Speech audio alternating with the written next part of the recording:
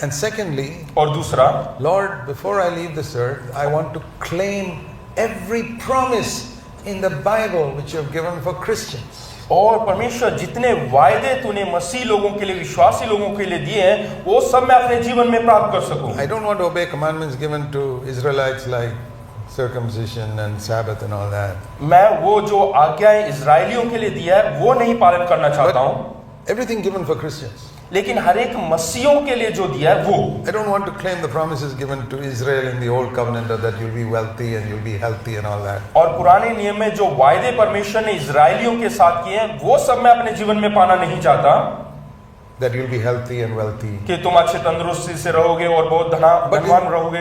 Given to Christians, every promise. लेकिन हर एक मसीहों के लिए जो वायदे दिए, जो वायदे मसीह लोगों के लिए किए हैं वो मैं पाना चाहता हूँ। Some of you have claimed some of the promises. और आप में से बहुत सारे लोगों ने वो वायदों को प्राप्त करने के लिए मांगा होगा Do you परमेश्वर have से। a passion to claim all the promises? क्या आपके अंदर वो जुनून है कि हर एक वायदों को परमेश्वर से मांगे?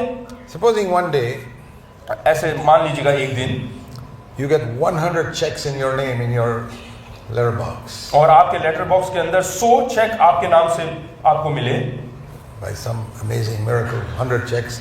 और different कुछ days. अद्भुत कार्य हुआ और 100 चेक आपके जो है लेटर बॉक्स में आ गया, Real checks of money असली चेक जिससे आपको पैसे मिल सकता from है various people, और भिन्न भिन्न लोगों से, maybe birthday gifts or whatever it is. और हो सकता है जन्मदिन का तोहफे के रूप में या किसी भी प्रकार से। How many of them will you deposit in the bank? और आप उस चेक में से कितने जो है बैंक के खाते में डालेंगे? Half, 75%. 75% या आधा check? Even the most careless person sitting here will deposit all of them. और जो बिल्कुल जिम्मेदारियों को नहीं पालन करता है वो व्यक्ति भी 100 के 100 चेक जाके डाल देगा। Because when it comes to money, wow, we are very careful. क्योंकि जब धन दौलत की बात आती है तो हम बहुत ही सावधान हो जाते हैं। Do you know that a promise is like a check?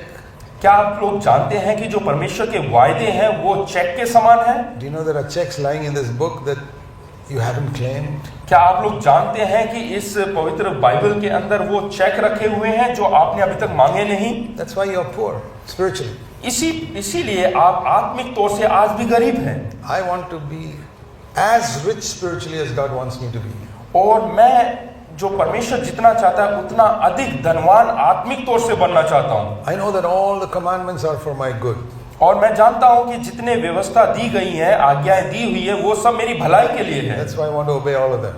इसीलिए मैं उन सब का आज्ञा पालन करना चाहता हूँ। See, if you're unhealthy and the doctor prescribes certain medicines for you to take, मान लीजिएगा आपकी जो तंदुरुस्ती वो ठीक नहीं है, कोई बीमारी है, तो जो डॉक्टर लिख के देंगे वो सब दवाई आप लेंगे। see, he says you take this medicine and this tablet and this tablet and this tablet, I guarantee your health will be perfect. हाँ, अगर जो कोई डॉक्टर कहता है कि ये दवाई फलाना दवाई वगैरह लो और आप उससे बिल्कुल ठीक हो जाएंगे, You will not have any sickness. और उसके बाद आप कभी कोई बीमार नहीं रहेंगे। I tell you, all of us will take it. तो मैं बताना चाहता हूँ कि हम में से हर एक व्यक्ति उन सब दवाइयों को लेंगे। Commandments are like that. और इसी प्रकार हुक्म या व्यवस्था भी It's a है। wonderful thing to enter into the new covenant. और ये बहुत ही खूबसूरत बात है कि नए वाचा में प्रवेश There करना। are commandments in the new covenant about rejoice always. और नए नियम में कुछ ऐसी व्यवस्था है कि लिखा हुआ है कि हमेशा प्रभु में आनंदित रहो।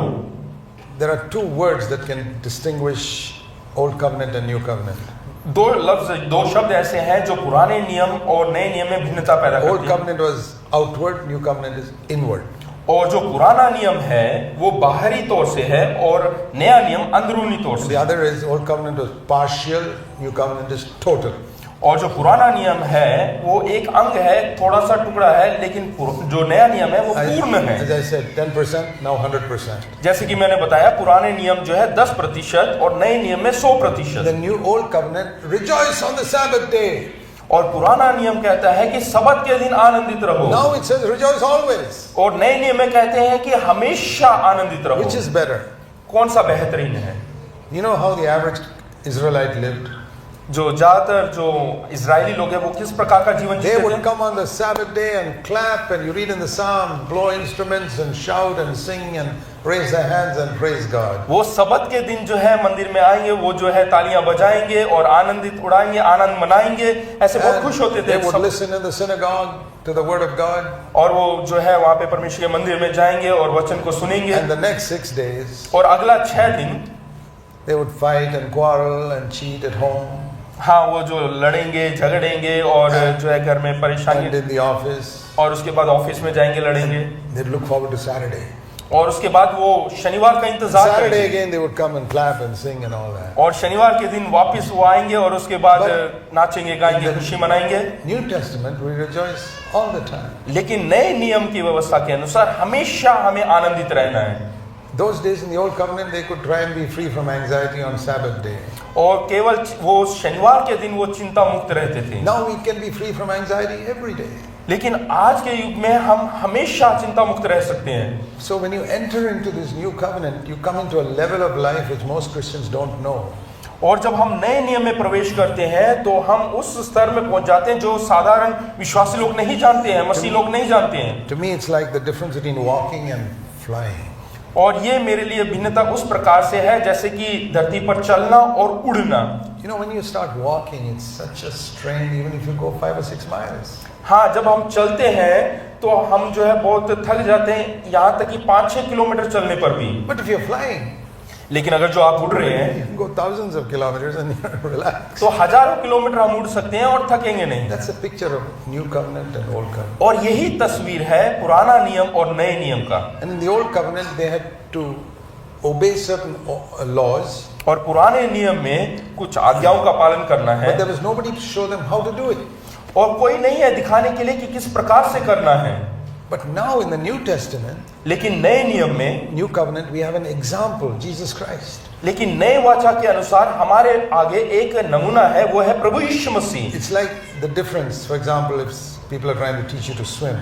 हाँ, ये एक भिन्नता ऐसा है जैसे कि कोई आपको सिखा रहा है तैरना, Okay, in the Old Covenant it was like this. और पुराना नियम इस प्रकार से है। Okay, folks, I'm going to teach you to swim now. हाँ, मैं तुम्हें सिखाना चाहता हूँ, बच्चों तुम्हें सिखाना चाहता हूँ Old Covenant. कैसे तैरना है। ये है पुराने नियम में। Here's the blackboard. और ये ब्लैक बोर्ड है। See, you must move your leg like this. आपको अपने पाँव को इस प्रकार से हिलाना है। You saw this diagram? क्या आपने ये तस्वीर देखा? And here, this is how you must move your hand. हाँ, इस प्रकार से आपको अपना हाथों को हिलाना है। And then this is how you must put your head in the water and outside the water. और पानी के बाहर और अंदर इस प्रकार से अपने सर को रखना है। You want me to explain it again? क्या आप चाहते हैं कि मैं दोबारा से आपको समझाऊं? Okay, here is head, hands, legs, everything. हाँ, ये देखिएगा सर, पाँव, हाथ वगैरह। Okay, folks, go and jump in the river now. हाँ, Just अब swim. आप पानी में आप डुबकी मारो, Everybody will drown. सबके सब वहाँ पे डूब जाएंगे। New covenant is, नई वाचा में Jesus says, यीशु ने कहा, come with me to the river. मेरे साथ नदी में चलो। No blackboard, nothing. वहाँ पे ब्लैक बोर्ड कुछ नहीं है, Just stand on the side of the river and see what I am doing. और किनारे में खड़े होकर देखो कि मैं अब क्या करता हूँ। You have seen so many people go into the water and go down.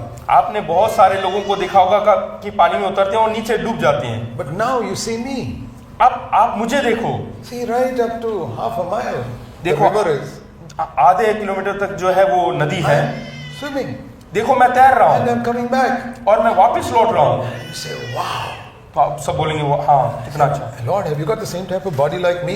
क्या आपका भी मेरे जैसा शरीर है Or is this some angel's body that you go? या किसी स्वर्गदूतों का शरीर है? I said, no, it's just like you. नहीं, ये आपके समान है। If I don't do anything, I'll also go down like you. हाँ, तो मैं भी आपकी तरह क्यों नहीं कोशिश If करूँ? I go down into the river, if I don't swim, I'll go down. हाँ, अगर जो मेरे को तैरना नहीं आता और नदी में उतर जाऊँ तो मैं डूब जाऊंगा। Now you do what I do. जो मैं कर रहा हूँ वो करो, Follow me. मेरे पीछे बोलो।